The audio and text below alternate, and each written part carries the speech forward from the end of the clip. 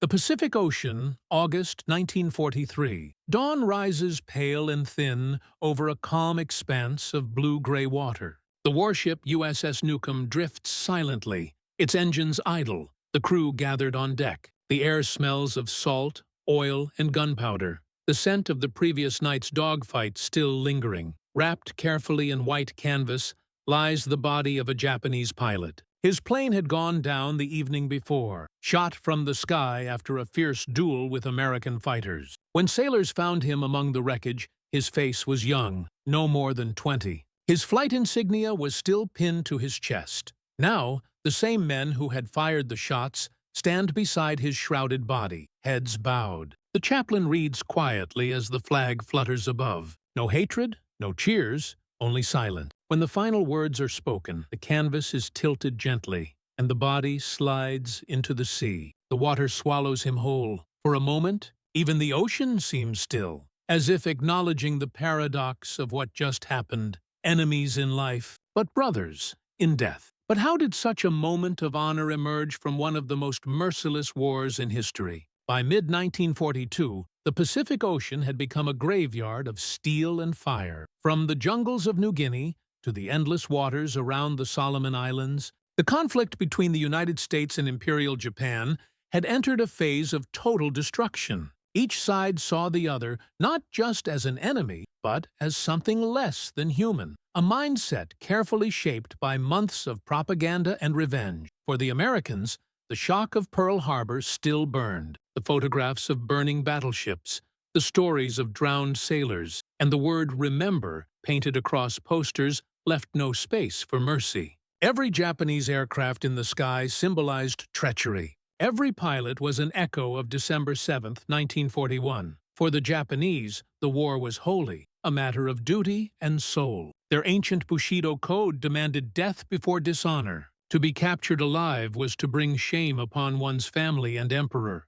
That belief shaped how Japanese pilots fought. They would rather crash into the sea than surrender. They saw Americans as soft, indulgent, unwilling to die for their cause. The result was a battle of extremes, courage clashing with fanaticism. When Japanese pilots launched attacks, they did so with terrifying precision, often pressing their attacks until their planes were burning shells. American pilots, in return, fought with equal ferocity, driven by vengeance and survival. Yet amid that brutality, there existed something older than war itself, an ancient sense of respect between warriors. Some American naval officers, veterans of earlier conflicts, still believed in honoring the fallen, no matter whose side they were on. Their view was simple: the man who fought bravely deserved to rest with dignity. Such ideas were rare in the Pacific. The fighting was too personal, too emotional. Prisoners were seldom taken. Bodies were often lost to the sea or burned beyond recognition. But every now and then, something broke through the hatred, a quiet act of humanity. In the summer of 1943, one such act would take place. After a violent air battle over the Solomon Islands, an American destroyer recovered the body of a Japanese pilot from the wreckage. His name, later identified through flight tags, was Petty Officer Kenichi Kashimura, a young aviator from the Imperial Japanese Navy. When his body was brought aboard, the officers faced a decision. Protocol said to record, tag, and discard. But something about the young man's face, still calm beneath the salt and blood, stirred something deeper. The ship's captain ordered that the pilot be given a burial, a full naval ceremony identical to that of an American comrade. And so, under a sky filled with smoke from the previous day's battle, the Americans stood in silence and returned their fallen enemy to the ocean he had once ruled. That moment, recorded in the ship's daily log and remembered by crewmen decades later, was not just an isolated gesture. It was a spark of decency flickering inside a war that had forgotten what decency looked like. But to understand how extraordinary this act truly was, we must see the Pacific as it was then, a theater where mercy itself had become a casualty. By 1943, the Pacific War had transformed into something far beyond strategy and territory. It had become a war of emotions, rage, vengeance, and survival. On islands like Guadalcanal and Tarawa, Marines waded through surf, thick with oil and blood. The Japanese defended every patch of ground until none were left to stand. They fought not for life, but for death with purpose. That belief that death was victory shaped how both sides saw each other. The Americans could not understand this devotion to dying. The Japanese could not understand why the Americans valued life so fiercely. These opposite moral worlds collided every day in the sky and at sea. To most soldiers, the idea of honoring a fallen enemy was unthinkable. But among a few naval officers and airmen, a different thought persisted. Respect for courage transcends nationality. Records from multiple ships in the U.S. Pacific Fleet, including the USS Newcomb, USS Nicholas, and USS Wahoo, tell of small, quiet gestures. Japanese pilots pulled from wreckage were given flag-draped burials, prayers spoken over them before the bodies slid into the waves. Some officers noted the ceremonies in official logs. Others kept silent, fearing criticism from superiors who might view compassion as weakness. One such log entry dated August 1943. Aboard the USS Newcomb reads, "Enemy pilot recovered at Oro 6:30. Identified insignia of Imperial Navy. Ordered burial with full honors. Crew assembled. Chaplain presiding." No propaganda film ever captured this moment. No headlines praised it. It existed only in fading ink and memory, because kindness, in a time like that, was dangerous. Meanwhile, on the Japanese side, reports of these burials began to circulate through intelligence and rumor. Some pilots refused to believe it. They had been told Americans were beasts, that captured soldiers were tortured or desecrated. But then came evidence. A message intercepted by Japanese radio operators describing a burial ceremony for a fallen Japanese airman. For pilots trained in the Bushido spirit, it was bewildering. To die at the hands of an enemy was honorable. But to be buried by that enemy, with prayers and respect, challenged everything they had been taught. It made them see their foes not as monsters, but as men capable of empathy. Historians later noted that such incidents, though rare, had profound symbolic power. They hinted at an unspoken fraternity among airmen. Those who risked the sky understood one another in ways the world could not. The roar of engines, the seconds before impact, the weight of the ocean, these experiences united them beyond nationality. Yet, even as these isolated acts of honor occurred, the war was only getting darker. The battles ahead, Iwo Jima, Okinawa, the firebombing of Tokyo, would erase nearly every trace of mercy. Civilians would burn. Pilots would dive into ships as living torpedoes. The very concept of honor would be buried beneath the ash of total war. But before that descent, for one fleeting moment on a quiet morning in 1943, the sea bore witness to something extraordinary. An enemy laid to rest, not as a demon, but as a man, and that single act would ripple through hearts on both sides, inspiring disbelief, reflection, and a memory that would outlast the war itself. For the American crew who stood on that deck, the war paused for a few quiet minutes. The rhythmic crash of waves against steel sounded almost like breathing. Men who had spent months watching comrades die suddenly found themselves handling the body of someone they had been taught to hate. The pilot's face was young, calm, almost peaceful. It could have been one of their own. Sailors later recalled that the silence during the burial was heavier than any gunfire they'd heard. One machinist's mate, interviewed years later, said, "For once, nobody felt like cheering. We just felt small." That moment stripped away the layers of propaganda, the slogans, and the hatred. Beneath the uniforms, they saw themselves reflected in the enemy, human beings trapped in the same violent machinery. When the body slipped beneath the water,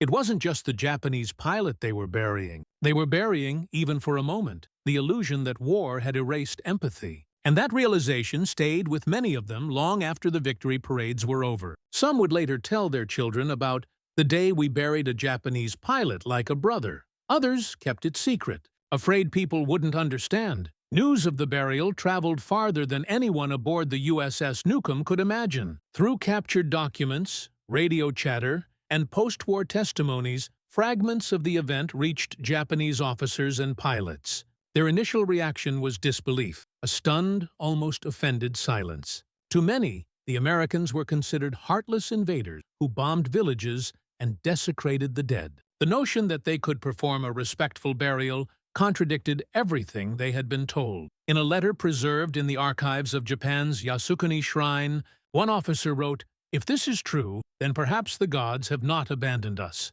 Even our enemies still recognize the spirit of Bushido." Some Japanese aviators found solace in that possibility. The Bushido Code valued respect for worthy opponents, not cruelty. It taught that a warrior should face death with dignity and honor those who did the same. The fact that Americans, whom they viewed as lacking discipline or spirit, had returned a fallen comrade to the sea with honor struck deeply. It humanized the enemy in a way their own propaganda never allowed.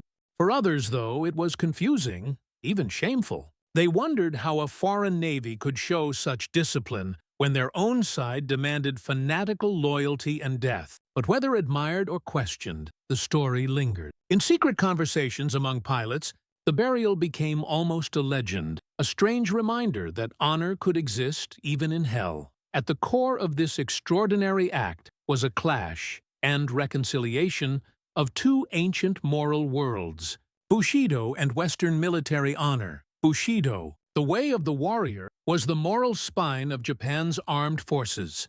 It demanded loyalty to the emperor, self-sacrifice, and an unbreakable will. Death was not defeat, surrender was. Honor was found in courage, not in survival. Every Japanese pilot carried that belief in his heart. Many even wrote farewell poems before their missions, ready to die beautifully rather than return in disgrace. On the other side, American military ethics stemmed from a different tradition, shaped by Christian values, chivalric codes, and democratic ideals. It emphasized duty, fairness, and the idea that a soldier, even in victory, must remain civilized. The Geneva Conventions, though often ignored in the Pacific, reflected this worldview. Even an enemy deserved dignity in death. When the USS Newcomb's captain ordered the Japanese pilot's burial, he unknowingly bridged these two worlds. The act resonated with both codes, Bushido's respect for the valiant opponent and the West's compassion for the fallen. It was not mercy out of weakness, but respect born of strength. Decades later, historians and ethicists would call this incident a rare synthesis of honor cultures, a moment where warriors from opposite ends of the earth met on common moral ground. The ocean, vast and silent, became their witness, a symbolic border where humanity survived between gunfire and ideology. But that humanity would soon be tested again, as commanders on both sides faced impossible decisions where compassion and survival could no longer coexist. The decision to honor the Japanese pilot didn't come from emotion alone. It came from leadership. The captain of the USS Newcomb, Commander Ralph Terrell, had spent 2 decades in the U.S. Navy. He'd fought through chaos before: hurricanes, accidents, the slow grind of convoy duty. To him, war was not just about winning. It was about preserving the soul of the men under his command. When his crew retrieved the Japanese pilot's body, the officers expected a standard procedure: identification, record entry, burial without ceremony. But Terrell's voice, calm and steady, gave a different order: prepare for formal burial. No one argued. They simply obeyed, unsure of the reason. Later, when asked why, he said only, "He fought with courage." That's reason enough. In those few words lay the essence of command, the ability to remind men of their humanity when the world around them demanded its absence. Leadership in war often means breaking from the expected. Terrell's decision, though small in the scale of global conflict, carried enormous moral weight. It reminded his crew that the Navy's traditions, discipline, honor, respect for the fallen, were not just for their own men. They were for all who dared the sea. Years later, veterans of that ship said the captain's action changed the tone aboard. After that, one sailor recalled, no one spoke of the enemy the same way again. Above the surface, high in the skies of the Pacific, another form of respect existed, one that didn't need words. Pilots, whether American or Japanese, lived in a world measured by seconds and altitude. In a dogfight, each man saw the face of death clearly. sometimes just a few meters away. Ace pilots on both sides often spoke of recognizing skill even in their enemies. Lieutenant Commander John "Jimmy" Thatch, one of America's most respected naval aviators, once said, "They were fearless. You could see it in the way they turned into the sun. They knew the odds. They came anyway." Japanese aces such as Saburo Sakai echoed similar sentiments in post-war interviews. Sakai described moments when he hesitated to fire at parachuting American pilots, feeling a strange sense of brotherhood in the sky. "For a brief moment," he wrote, "we were not enemies, just men suspended between earth and heaven." The tactical environment of air combat fostered this paradoxical respect. Pilots depended on skill, instinct, and courage, virtues admired universally. Unlike ground warfare, where soldiers fought unseen enemies,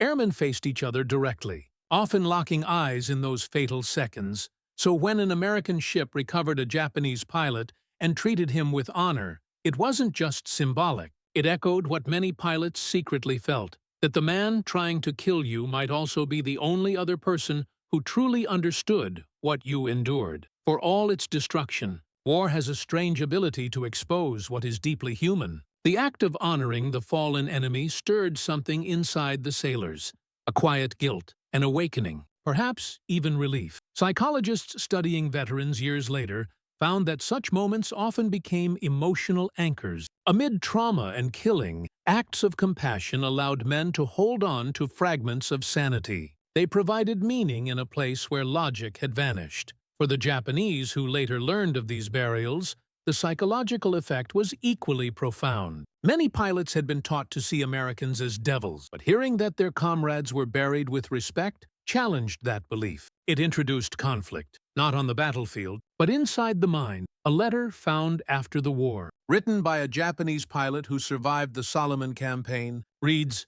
"If they could bury him with honor, then perhaps my hatred is incomplete. Perhaps we have all been lied to." That sentence captures the quiet rebellion born from empathy. When soldiers begin to see the enemy as human, the machinery of total war begins to falter. That is why such acts were rare and dangerous. Compassion threatened to undo the emotional armor every man built to survive. And yet, in the face of unimaginable brutality, that brief gesture, the burial of one enemy, became a symbol of psychological resistance, a refusal to become entirely numb. It was not weakness. It was survival of the human spirit. But the Pacific War was not done testing that spirit. Soon, both nations would enter a phase so violent that even those who once buried their enemies with dignity would find no time, no chance, no strength to do it again. By the winter of 1944, the Pacific War had become an inferno. The calm,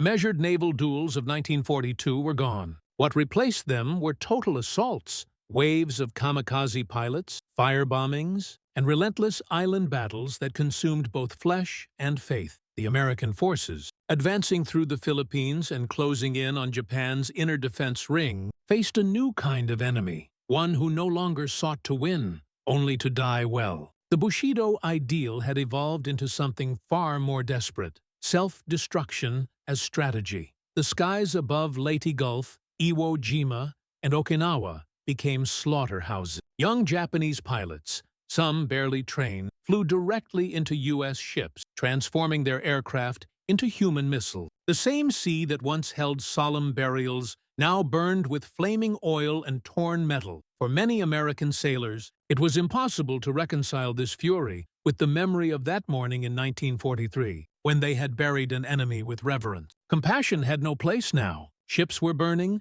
friends were dying, and the enemy no longer wished to be saved. Captain Terrell's ship, the USS Newcomb, would later find itself in the center of this storm. On April 6, 1945, off Okinawa, the destroyer came under attack by multiple kamikaze aircraft. Despite fierce defensive fire, 2 planes struck the ship within minutes, setting it ablaze. The decks that had once held prayer and silence now burned in orange light. Over 100 men were killed or wounded. Witnesses said that after the second impact, the sea glowed red around the ship. The crew, barely clinging to life, watched as the twisted remains of one Japanese plane floated near the hull. The irony was unbearable. 2 years earlier, they had given a Japanese pilot a dignified burial. Now another's wreckage drifted beside them, still smoking. The war had come full circle, and with it, the realization that even acts of humanity could not survive the tidal wave of destruction that total war unleashed. For the survivors, there was no time for ceremony. The Newcomb was towed away, burning, her flag torn, and her captain badly injured. Commander Terrell was evacuated, his crew scattered among other ships. The ocean, that had once been a place of reflection, now swallowed hundreds without a trace. The burial of the enemy pilot, once a quiet symbol of decency, became a haunting memory amid the chaos. Some survivors later said they thought of that morning as they watched the kamikazes dive, wondering if one of those young men might have been from the same village, the same squadron, as the boy they once laid to rest. The cycle of war had devoured everything: honor, mercy, even meaning. But before the final bombs fell, there was still one last moment, one final gesture that echoed across both nations, reminding them of the humanity that refused to die completely. By the summer of 1945, Japan stood on the brink of annihilation. Cities lay in ruins. The air smelled of ash and burned rice. American bombers filled the skies, their engines a constant thunder that seemed to erase the sun. On the ground, civilians dug shelters from the earth while soldiers prepared for the unthinkable invasion.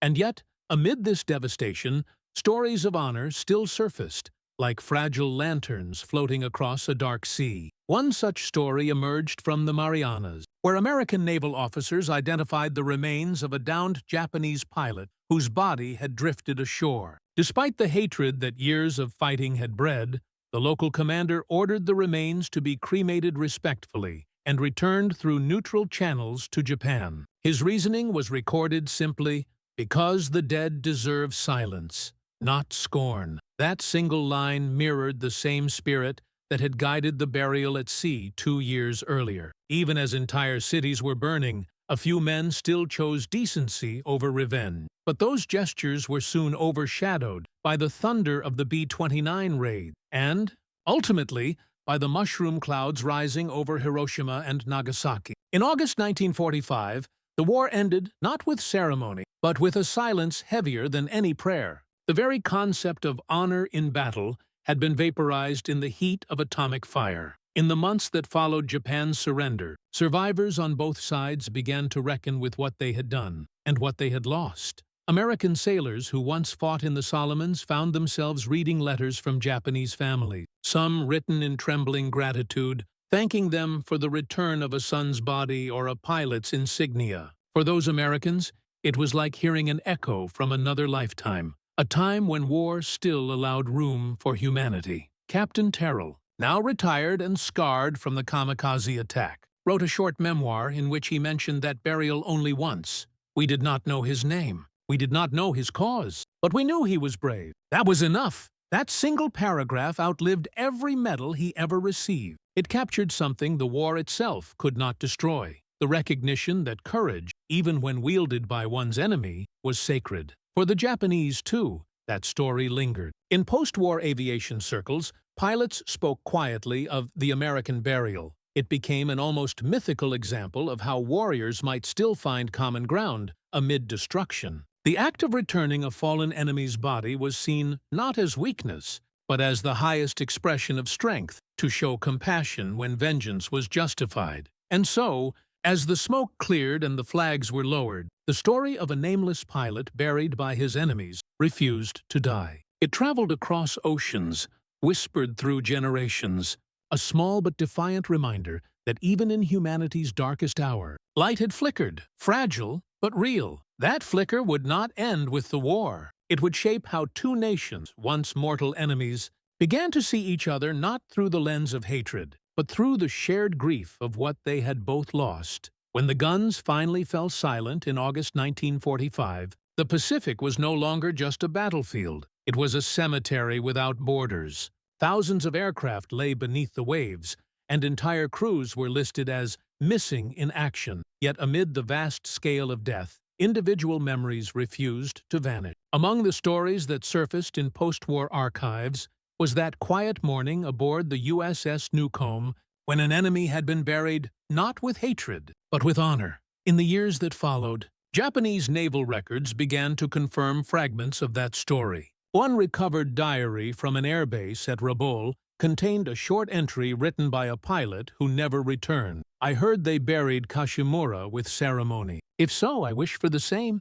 To fall in battle is glory, but to be honored by the enemy, that is eternity." That line, copied by researchers decades later, became symbolic of something deeper, a bridge between enemies built not by treaties or politics, but by respect. In post-war interviews conducted by the U.S. Navy Historical Division, several surviving sailors from the Newcomb recalled that burial as the only good thing that happened in the war. One officer admitted he could never forget the moment the canvas slid into the water. "It made me realize," he said, "that all our enemies were just young men following orders, same as us." Meanwhile, in Japan, as the country struggled to rebuild, educators and veterans began to re-examine what Bushido truly meant. The imperial myth of dying for the emperor began to fade, replaced by quieter lessons of dignity and restraint. When the story of the burial circulated again in the 1960s, through translated naval memoirs and oral histories,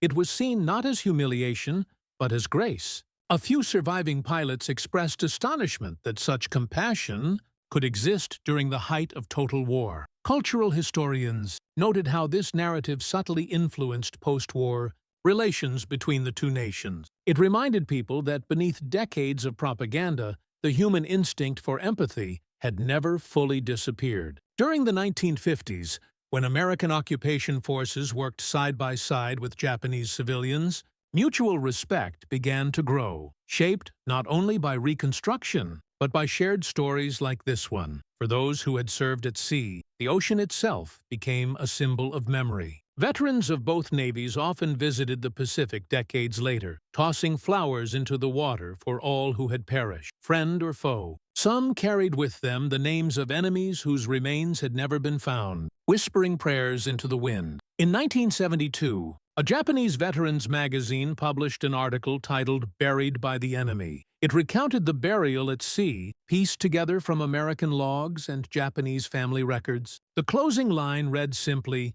"He went to the sea as a warrior, and the sea received him as one." That sentiment resonated across both sides of the Pacific. For Americans, it validated the belief that decency could survive even the worst of wars. For the Japanese, it restored a fragment of honor to a generation taught to die without hope of remembrance. What began as a small act by one ship's crew had quietly become a legend, proof that even in a world built on destruction, dignity could still endure. But history is not only about what is remembered, it is also about how it changes those who remember. And the legacy of that act would soon echo in a way no one aboard the USS Newcomb could have foreseen. The legacy of the burial at sea lived on, woven into the lives of those who had been there to witness it. As the world moved forward, the Pacific War became an event frozen in time, a tragic chapter that was gradually replaced by new global concerns.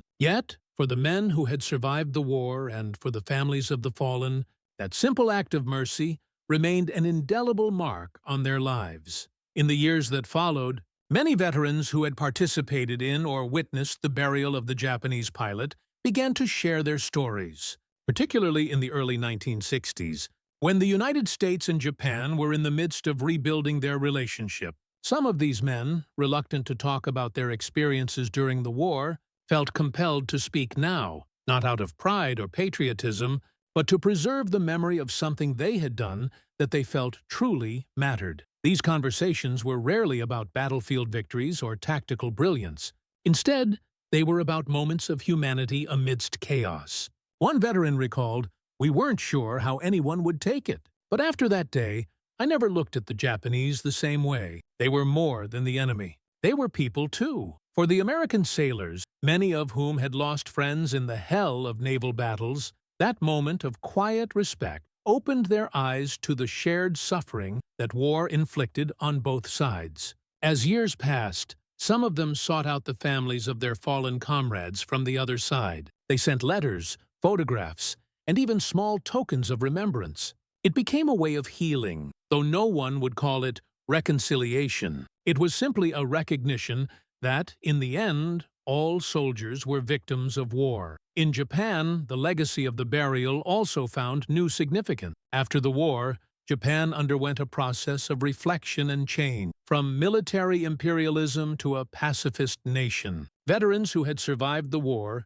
began to recount their experiences with a more complex understanding of their own past. The Bushido Code, which had been central to the wartime ideology, was slowly replaced by new ideas of peace and human rights. In 1981, Saburo Sakai, one of Japan's most legendary aces from the war, who had once fought in the skies above Guadalcanal, spoke about the American burial during an interview. He said, "At the time, we believed our enemies were nothing but savages. But when I heard the story of the pilot's burial, I realized how wrong we had been. To fight and die with honor is one thing, but to be treated with honor after death by those you fought against, that is true greatness." Sakai, who had survived several close encounters with American pilots, was known for his reflections on the futility of war. In his later years, he became an advocate for peace, often citing the burial as a key turning point in his personal beliefs about the nature of combat. For many in the post-war generation, the burial represented a bridge between the animosity of the past and the hope for a more peaceful future. It became a quiet, almost sacred memory, shared across borders, across cultures, as a reminder that even in the most brutal of wars, humanity could endure. In 2001, a group of former American and Japanese pilots met at a veterans conference in Tokyo. They did not speak of victories or defeats, but rather of those quiet moments when they had shared a mutual respect for one another. The burial was mentioned more than once, and one Japanese pilot, whose father had been a kamikaze, commented, "I've heard this story many times, and every time it reminds me that there's more to us than just the uniform we wore. We were all just human beings." The burial at sea, as small as it might have seemed in the grand sweep of history, was a moment that transcended the war itself. It became a quiet reminder that war, despite its violence and destruction, could not completely erase the core of human dignity. For the men who survived, it was a touchstone for the rest of their lives, a moment of mercy, of shared humanity. In the midst of unimaginable carnage, that burial, long after the battles ended, was remembered not as an act of weakness, but as one of strength. Strength to acknowledge the enemy's humanity. Strength to do what was right, even when victory was at hand. Strength that, in the end, proved stronger than the weapons they fought with. The burial of the Japanese pilot at sea, a brief and quiet act amid the vast chaos of the Pacific War, became an enduring symbol of humanity's persistence in the darkest of times. War, by nature, strips away the layers of civilization, leaving behind only survival and the brutality of conflict. Yet, in that single moment of respect, a reminder flickered that no matter how savage the fight, the core of human dignity could still rise above the carnage. This act of mercy, simple and understated, did not change the course of the war, nor did it sway the tides of battle. But its impact extended far beyond the battlefield. For the men who performed it, and for those who would later learn of it, the burial represented a turning point, a reminder that honor, even in the heat of war, could transcend hatred. It showed that in the face of destruction, the human spirit could still rise above vengeance, recognizing courage even in the enemy. In post-war years, the legacy of this gesture echoed across both nations. For American veterans, the memory of that morning served as a quiet beacon, proof that even in war, moments of humanity could endure. For the Japanese, the story of the burial forced a reckoning with their own beliefs, challenging the propaganda and ideals that had shaped their wartime experience. It was not about forgiving or forgetting the war's horrors, but rather recognizing that the human experience, the suffering, the sacrifice, the respect, could still unite them. This act also transcended cultures. It became a symbol of the shared grief of all soldiers, no matter their uniform. The soldiers who fought, lived, and died in the Pacific were not just enemies on opposing sides, but men who, at their core, understood the weight of war. The burial of the Japanese pilot was not just an act of one nation honoring another. It was a shared moment of humanity, showing that even in the most brutal conflicts, there is room for respect, for compassion, and for remembrance. As time moved on, the echoes of that moment resonated with the survivors of both sides, not as a symbol of weakness, but as one of enduring strength. The strength to see the enemy not as a demon, but as a man. The strength to honor the fallen, even when there was no need to. And ultimately, the strength to carry that memory forward, beyond the destruction of war, into a world that still remembers how, for just a moment, compassion triumphed.